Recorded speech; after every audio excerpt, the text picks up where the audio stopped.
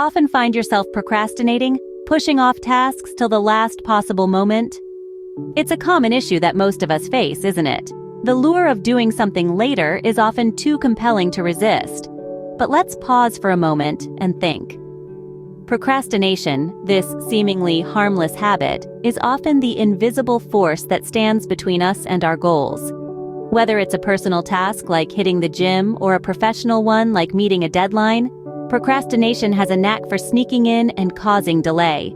It's like a puzzle that's always there, waiting for us to solve. And the more we ignore it, the bigger it gets. In the long run, this habit of delaying can become a significant roadblock to our success. It can hinder our growth, limit our potential, and even affect our mental health. If you're nodding in agreement, this video is specifically designed to help you overcome procrastination. Before we can tackle procrastination, we first need to understand it. Procrastination, in its simplest form, is the act of delaying or postponing tasks. But it's more complex than just being lazy or disorganized. It's a battle with the mind, often driven by underlying psychological factors. Let's begin with the fear of failure.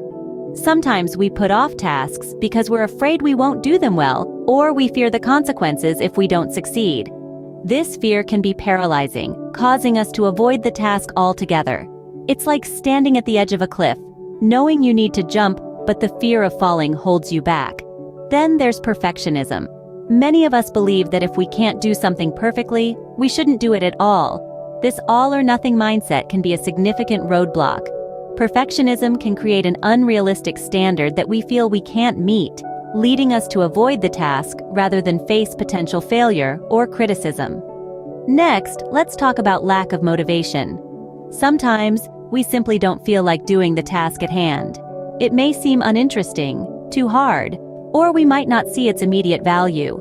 And when motivation is low, procrastination is often high. It's like trying to push a boulder up a hill. Without the necessary drive, the task seems insurmountable. These are just a few of the psychological factors behind procrastination. By recognizing and understanding them, we can begin to address our procrastination habits. It's important to remember that procrastination is not a character flaw or a sign of laziness. It's a complex psychological behavior that many of us grapple with. Once we understand why we procrastinate, we can start to take steps to overcome it. It's like trying to solve a puzzle. Once you understand how the pieces fit together, you can start to see the whole picture. Understanding the why behind our procrastination is the first step to overcoming it. Now that we understand why we procrastinate, it's time to look at how we can overcome it. First up, let's talk about the Pomodoro technique. Developed in the late 80s by Francesco Cirillo, this method is named after a tomato-shaped kitchen timer. Here's how it works. You set a timer for 25 minutes, during which you focus solely on the task at hand. Once the timer rings, you take a short 5-minute break. After completing 4 cycles of focused work and short breaks, you give yourself a longer break of 15 to 30 minutes. The beauty of this technique is that it breaks your work into manageable chunks, while also ensuring you get regular breaks to recharge. Next, we have the strategy of breaking tasks into smaller parts.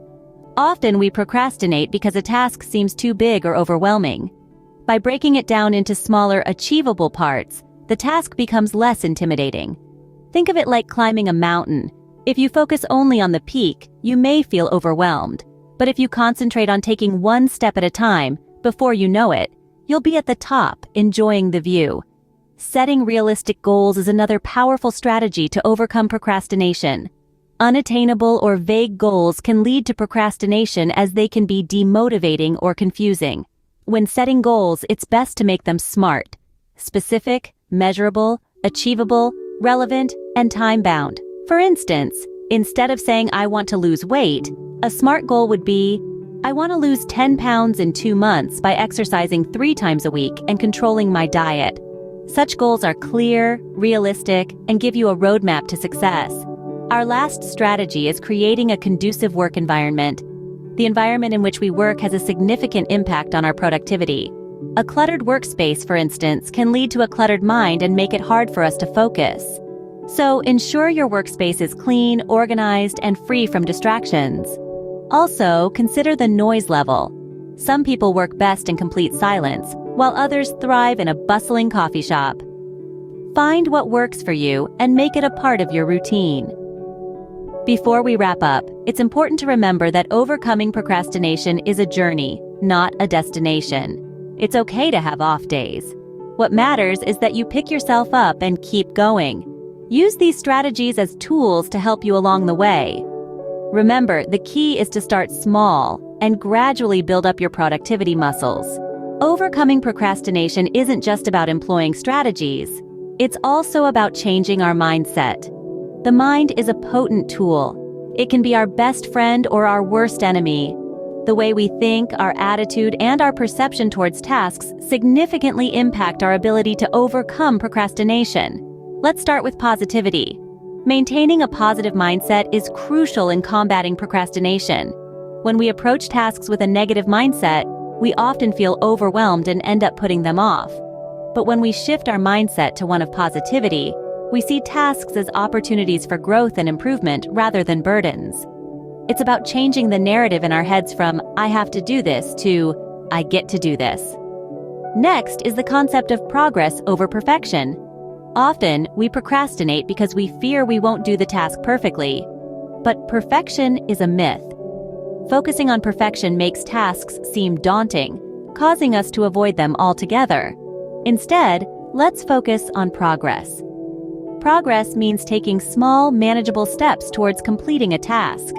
It's about acknowledging that it's perfectly okay to make mistakes and learn from them.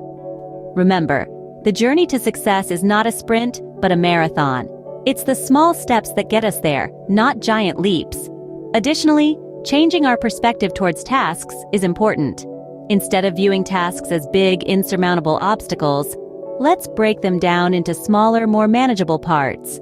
This makes the tasks seem less daunting and more achievable. It's like eating an elephant. You can't do it all at once, but you can do it one bite at a time.